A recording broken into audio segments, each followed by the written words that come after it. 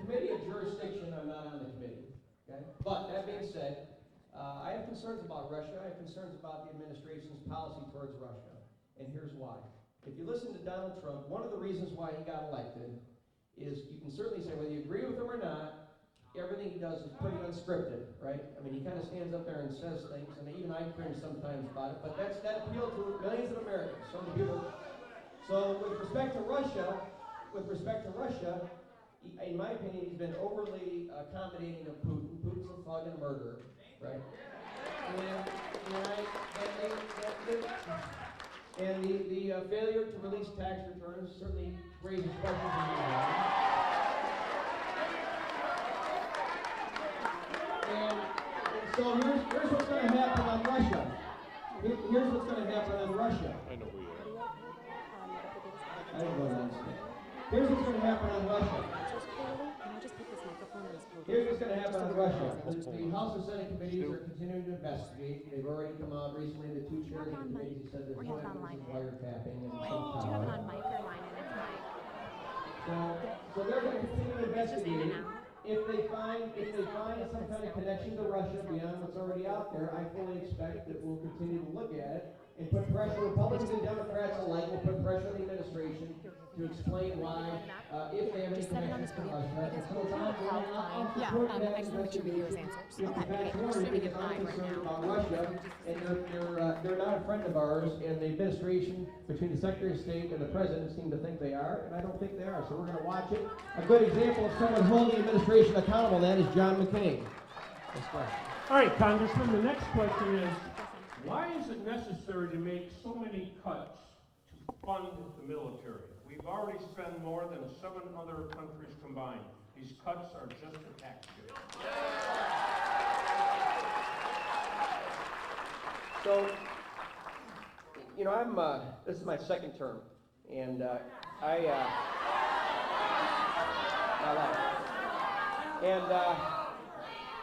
and so one of the things that's, you know, members of Congress do 3 things on a typical day. We have a couple of vote series. We have committee hearings, which by and large are not a great use of our time because they're not very helpful in terms of informing you on issues. That's not the purpose many times, unfortunately. But the third thing we do is we meet with people in the office. So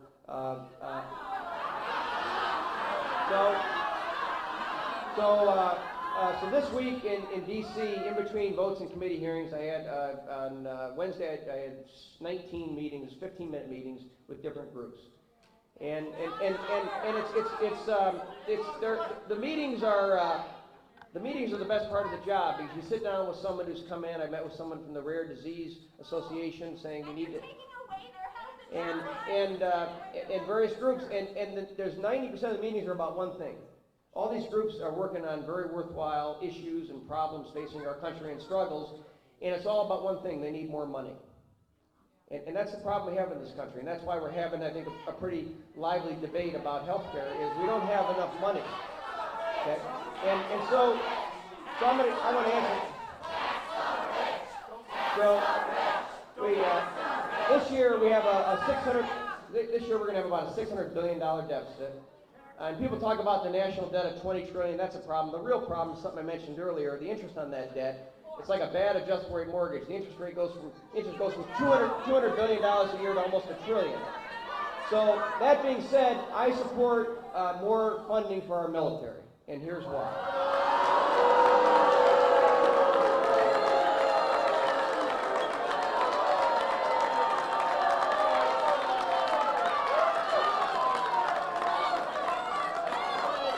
And here's why. Can anyone name one place in the world today that's better off than it was 8 years ago when President Obama took office?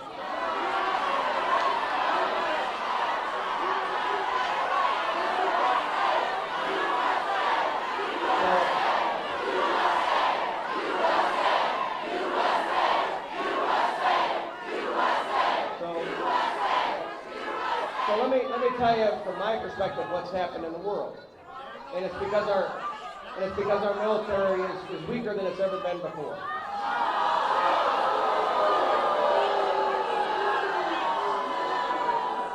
here's what's happened. Here's what's happened. Here's what's happened, okay? China's building islands in the South China Sea. It's going to disrupt 40% of the world's shipping and trade. And China doesn't care what we think. Iran doesn't care what we think. They're busy violating the agreement already. North Korea, and this is under President Bush as well, he's to blame. North Korea is going to have a nuclear missile that can hit Seattle pretty soon. Russia feels like they can do whatever they want in Ukraine and the Baltics and the European Union. But we did make a new deal with Cuba, and we got absolutely nothing for it. So the world is unsafe because we got nothing for it. So without a strong military, we're not going to be able to have our friends support us, and our enemies will ignore us. Next question.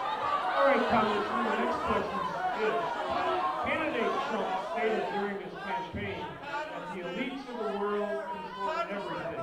Can't hear your What question. are you doing to stop this? Can't hear the question. Candidate Trump said that the elites of the world control everything. The elite people of the world control everything. What are you doing to stop it? The elites of the world. The elites of the world? Democracy.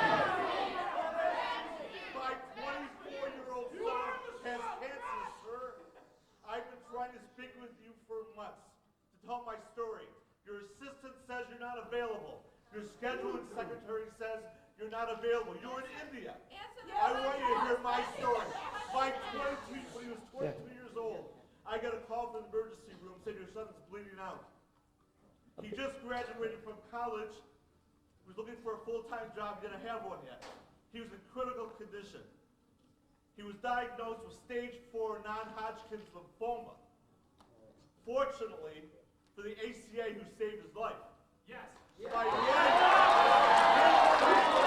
he was able to stay on our health insurance. I walk into the emergency room with my Blue Cross card. $400,000 later, they paid.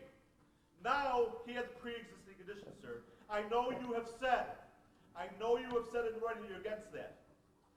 He now has a pre-existing condition. He's 26 years old. I know you said that. Okay, wait a minute. I want you to tell us. Everybody else has to put their card on a question. You know something? My son has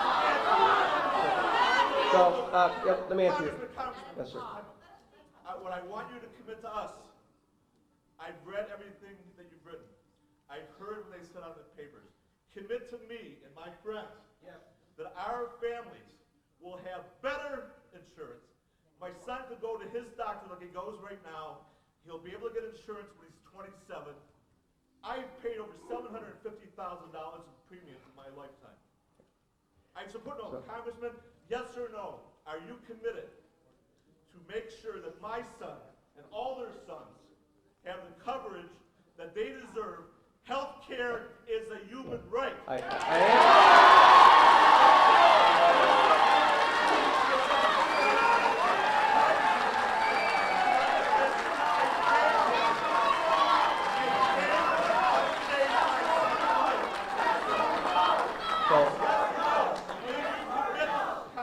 The answer, of course, yes. The answer is yes. Sir, I'm sorry about your son. I'd be happy to sit down and meet with you. And Chris, let's get his name. Well, I have to go back to Washington on Monday, so I'll come back from Washington. Come to Washington. That'd be fine, sir. Well, Monday we don't get there until the afternoon. Come Tuesday if you could. What time on Tuesday? We'll meet with Chris and get on my schedule on Tuesday. Chris before. What time? Fine. You know something? My son's got cancer. What time on Tuesday? I'm going to tell you in 1 minute. I'll tell you in 1 minute. No, I'm going to tell him right now.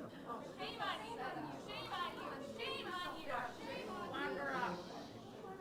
Lock her. Any time between 10 and 2. Any time between 10 and 2, whatever works for you, sir. 10 o'clock. All right. All right, the next question, Congressman, is why did you vote no on the resolution to make Trump release his tax return?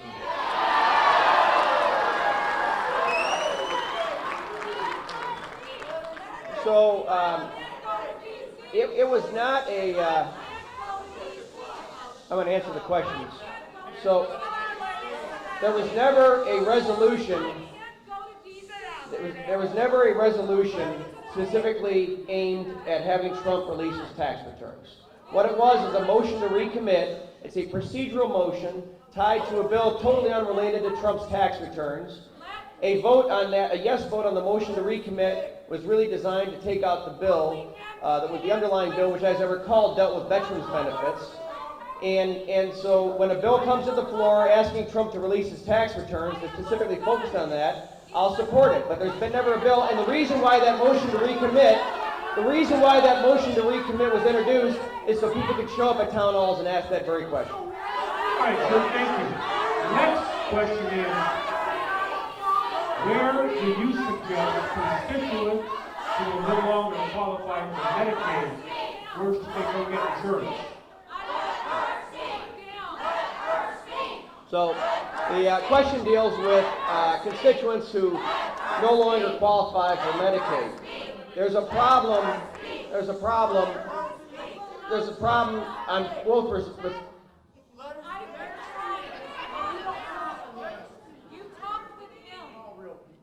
Please. I am a mother. This is my son. This is his life. He's a condition. You do not know. This could be your son. This could be your daughter. We have no history of type 1 diabetes. He's going to have this for life. I can't go to D.C. and meet with you.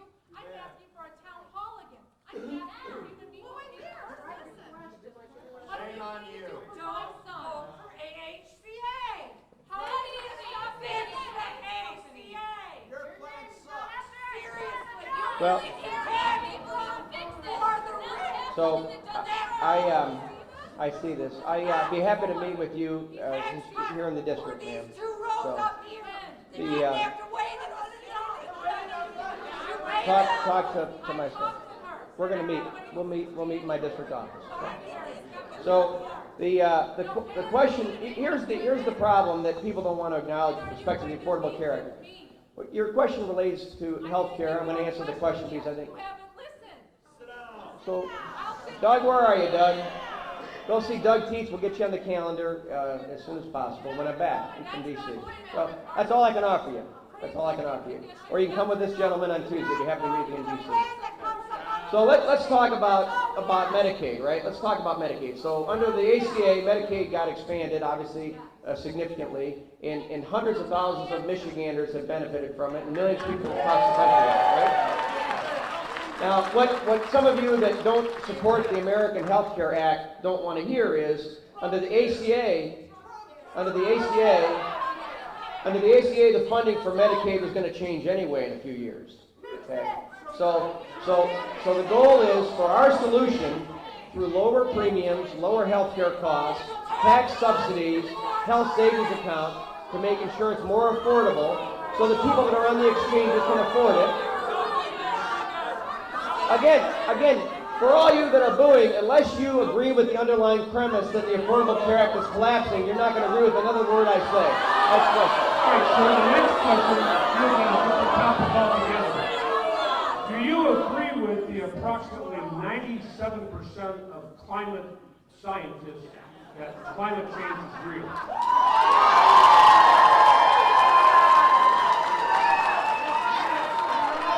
So,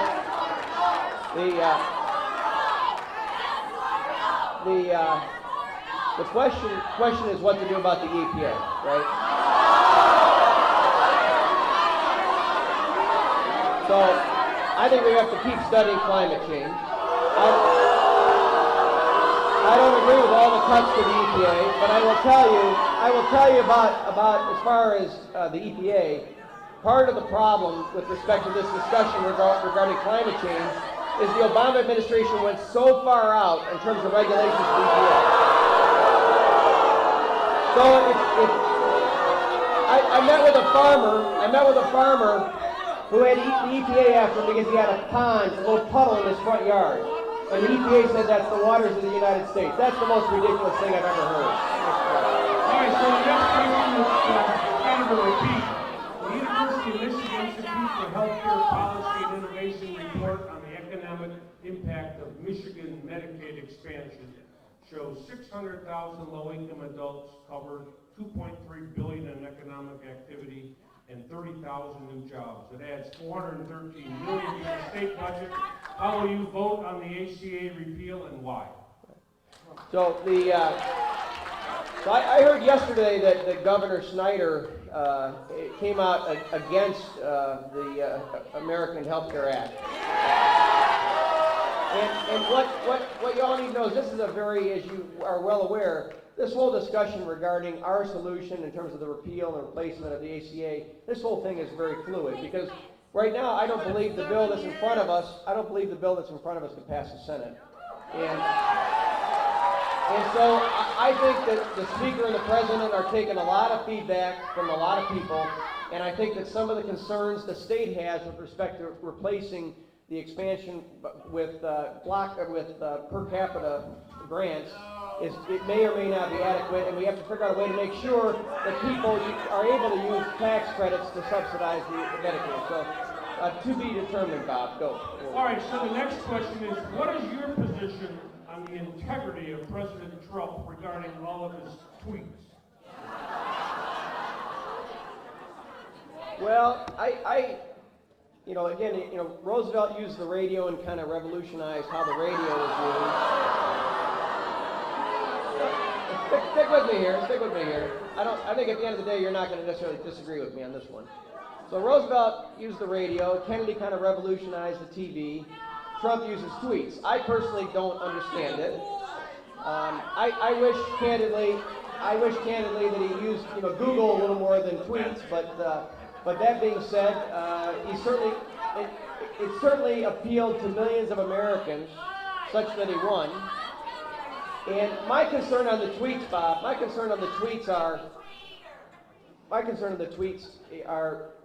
in the foreign policy realm, and some of the tweets on the foreign policy, I don't get it. I don't think it's productive, and I wish that he would maybe be a little more traditional in terms of how he communicated.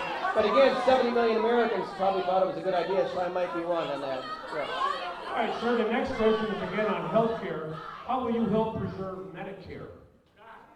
Well, Medicare, again, is a program that millions of people rely on, and I mentioned earlier we have this budget problem because we don't have enough money to pay for everything we're doing. President Trump promised he wouldn't alter or change benefits available under Medicare. The Republican Congress supports him on that, and I'll stand with him on that and make sure it doesn't hurt anyone's benefits on that program. All right, the next question is, and this is kind of interesting, how has the atmosphere in Washington changed since Trump won? It seems much more partisan with Democrats obstructing everything. What does it seem like to you?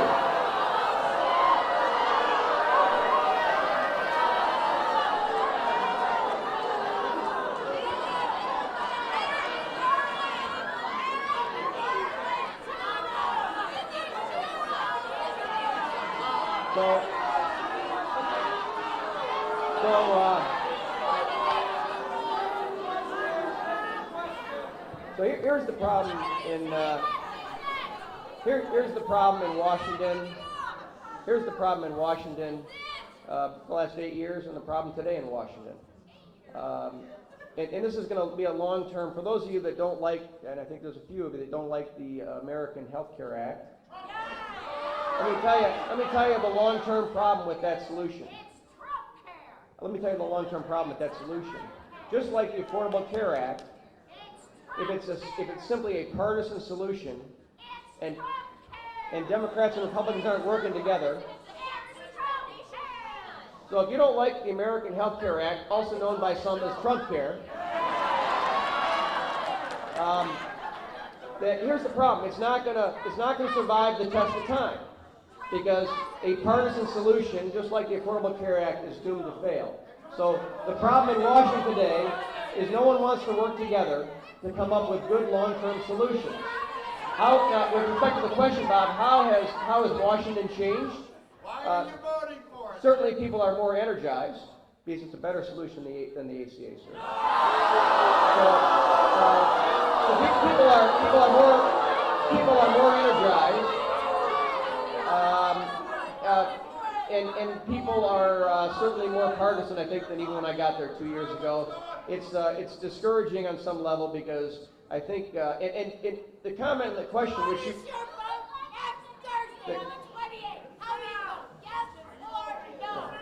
I'm going to answer the question. The question you raised is did the Democrats, I think I answered your question. My intention is, barring new information, I'll be supporting the American Health Care Act next Thursday.